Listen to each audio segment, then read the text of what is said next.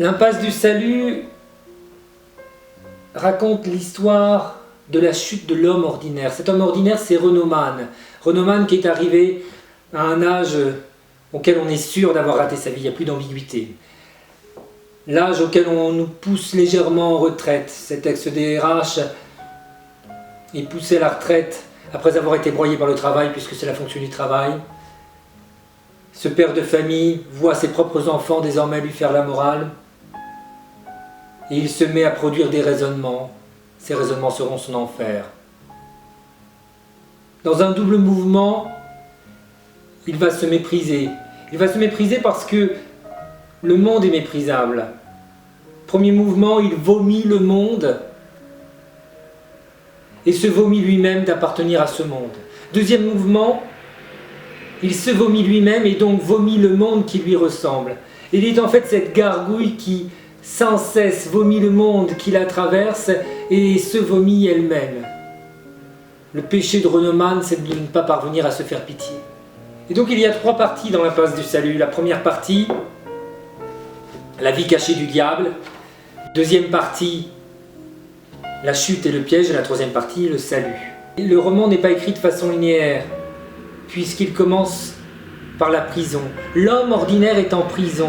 L'homme ordinaire, Renaud Mann, est en prison parce qu'il a tué. Et le roman ne répond pas à la question de pourquoi il est en prison, pourquoi il a tué. On s'en fiche. Dans le roman, on répond à la question de comment. Comment il en est arrivé là. Comment l'homme ordinaire en arrive à devenir un assassin, un meurtrier et à être en prison. Comment le mal s'enchaîne. Comment le mal, qui n'est pas absurde puisqu'il est, comment le mal l'enchaîne. Deuxième question, c'est une question subsidiaire. En quoi le crime est nécessaire pour son salut? En quoi le crime apparaît comme le coup de grâce qui permet de nouveau au salut d'être possible? Parce que cet homme qui produit un crime n'a pas fait de pacte avec le diable, ce serait terriblement moderne et sans intérêt. Non, il provoque Dieu en duel.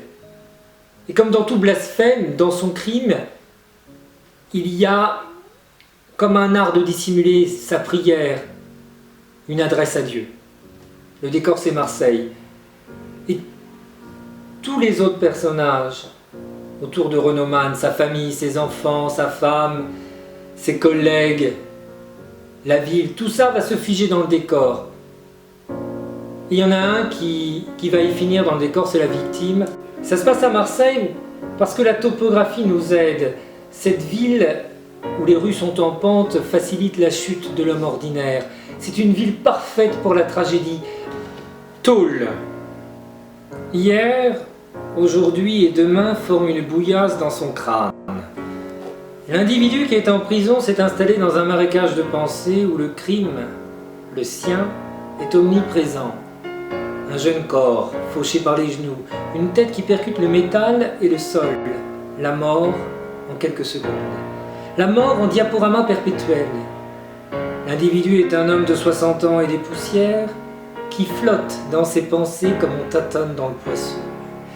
Le crime est l'ivresse du dérapage et la nausée d'être allé trop loin. Il en est arrivé là et ne s'étonne même pas. Il en est arrivé là au terme de tellement de banalités. La prison après la vie ordinaire.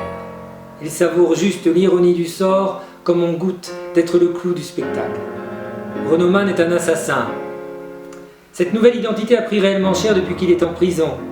Il mâche cette idée neuve qui est en fait un vieux projet resté sous forme de salive, de molar. Il est né assassin.